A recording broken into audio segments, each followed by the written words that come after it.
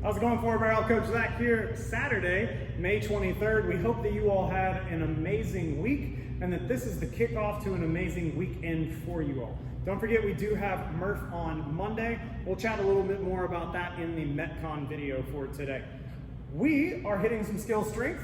It's a little unusual for us on a Saturday, but we're gonna get right into it. Today, we're gonna hit 4 rounds of 10 of our tempo RDLs, and then we're gonna return back to our couch, box, stairs, coffee table, whatever it may be, for our piked alternating shoulder tap. So remember, for our RDLs from last week, some things we talked about: pulling those shoulders back so that back's nice and flat, gently unlocking those knees. This is gonna be our starting position.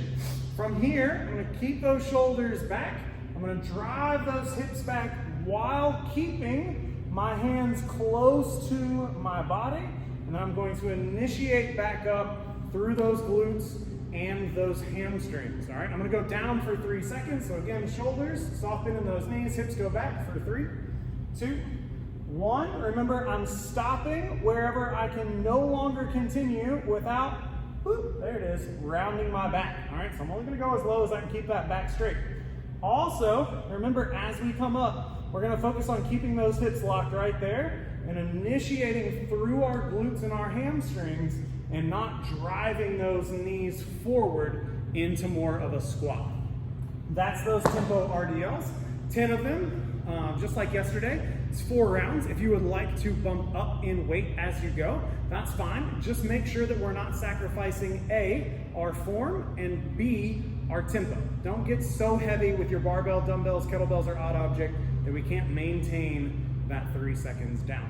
We ended with this last week on the video. I've got us a little bit closer to the floor today, hoping you guys can see. We're gonna talk about those active fingers before we get into these piked alternating shoulder taps. So you're gonna notice right now my hand's flat.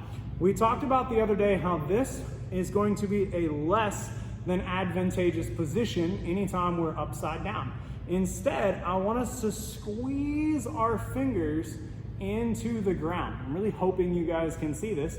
They're barely coming up off the floor, okay? But my fingers, anytime I'm upside down, act like my toes when I'm walking normally, all right? You're not gonna walk like this with your toes pulled up off the ground. So we don't wanna go any handstand work with just relaxed fingers on the ground. Instead, we wanna actively be squeezing into the floor. So let's see what those look like.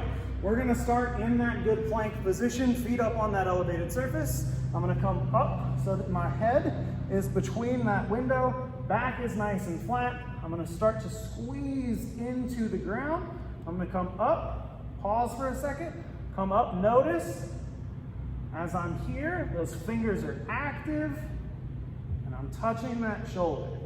The other thing we touched on last week, you will notice those hips shift just a little bit. That's for balancing purposes, but notice that they're not coming way out. All right, I'm just shifting a little bit to balance over that shoulder. So hit those active fingers today, squeeze those glutes and hammies on those RDLs. I'll see you guys back here in about 12 minutes for carrying Annie. Hope you guys have fun.